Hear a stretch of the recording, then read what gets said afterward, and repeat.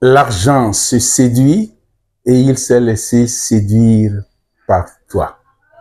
Le choc de la foi justificatrice, la foi vivante en question, le scandale de la vérité divine, la vérité libératrice en question.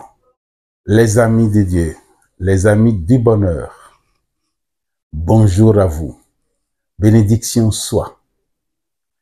Aujourd'hui, après notre texte, après notre parcours, après notre cheminement de 31 jours avec 31 textes, nous voudrions avec vous faire une sorte de révision générale, une sorte de bilan pour voir là où chacun est, pour voir où nous en sommes et vérifier ce qu'on peut faire pour consolider notre processus jusque-là. Voilà le but de la présente émission que je vous invite à suivre avec une attention particulière. Mes amis, les amis de la révolution financière, je crois que chacun de nous a pris le mot révolution dans son sens propre, dans son sens direct, dans son sens positif, le plus positif possible, et non pas dans son sens bruyant, dans son sens négatif. Il ne faudrait pas que l'expérience détourne dans notre esprit le bon sens de la révolution qui signifie changement, qui signifie nouveauté. C'est bien dans ce sens.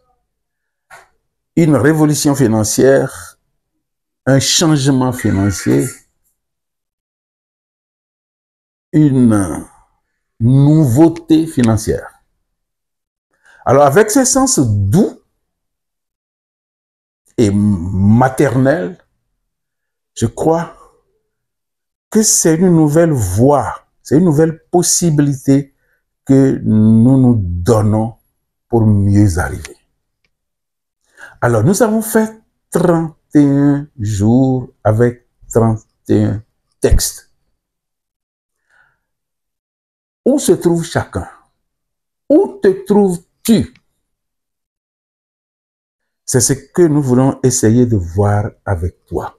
Au début, nous avons rappelé que le déclic du mois d'octobre correspondait à la semence. Et pour semer, il faut faire des tris, après avoir semé, il faut sarcler, il faut arroser, il faut faire tout. Nous avons dit ça.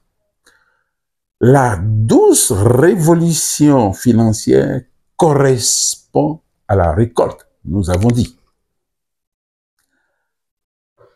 Et quand on travaille, on sème, on arrose, on fait tout ce qu'on doit faire. Ça pousse, ça produit, et ça arrive à maturité, on fait la récolte. On fait la récolte. Mais celui qui fait la récolte, est-ce que ça suffit pour qu'il entre dans le bien, dans le bonheur de ce qu'il a récolté? Pas encore. C'est pourquoi nous avons dit, il y a un troisième pas à faire. En entendant ce troisième pas, qu'est-ce que la récolte? Ce que nous avons fait jusque-là, le cheminement poursuivi, qu'est-ce que tu y as gagné? Qu'est-ce que tu y as gagné? Ou bien, tu as déjà oublié tout ce que tu as fait? Non. On ne va pas laisser, on va continuer. On va rester vigilant. On va rester vigilant. On va savoir, on aura en conscience que nous avons gagné quelque chose. Nous avons récolté quelque chose. Et nous n'allons pas laisser notre récolte aux termites. Nous n'allons pas laisser notre récolte aux termites. Vous comprenez? Nous allons voir donc cette récolte que nous avons faite, cette récolte que nous avons opérée, qu'est-ce que ça vaut? Parce que ma récolte ne vaut pas ta récolte. Ma récolte vaudra en fonction de mon ouverture, en fonction de ma fidélité, en fonction de la qualité de ma concentration, en fonction du comment j'ai suivi le processus jusqu'à la fin. Et toi, comment as-tu fait? Tu as vu, chaque fois, nous insistions sur la qualité du suivi, la qualité de l'écoute, le travail personnel que chacun doit faire avant de suivre la proposition explicative, avant de suivre, d'écouter l'explication proposée. J'espère que tu as fait ça. On dit, celui qui persévérera jusqu'à la fin aura gagné, sera sauvé. Voilà la persévérance. J'espère que tu as fait ça.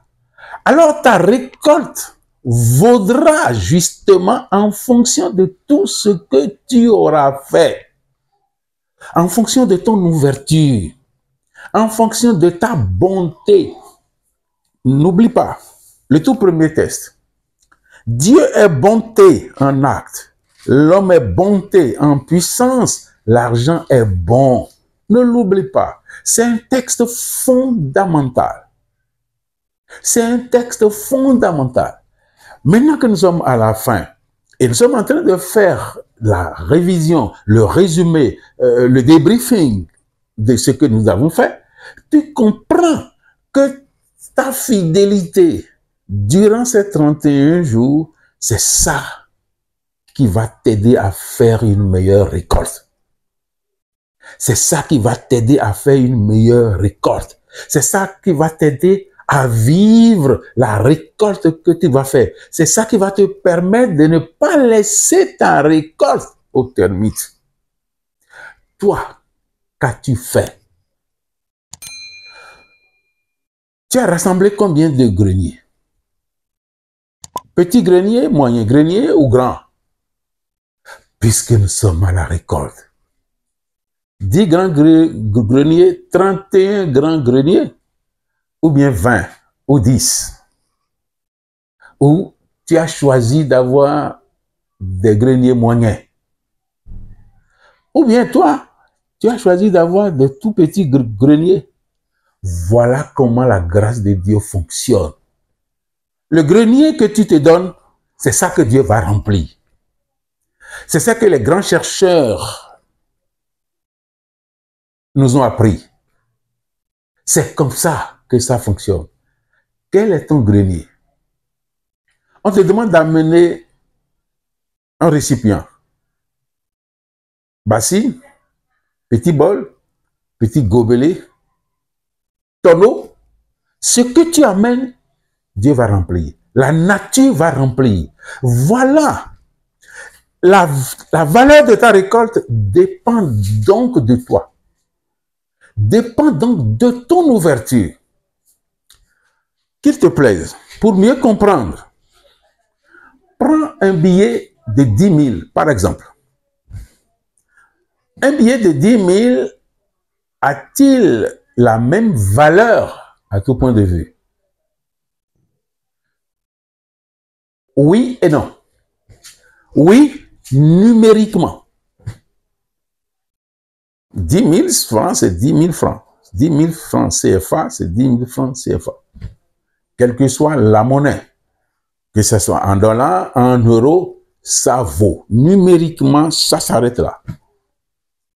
Même quand on entre dans un pouvoir d'achat, ce n'est plus la même valeur. Ce n'est plus du tout la même valeur. Ça dépend de comment tu as dépensé.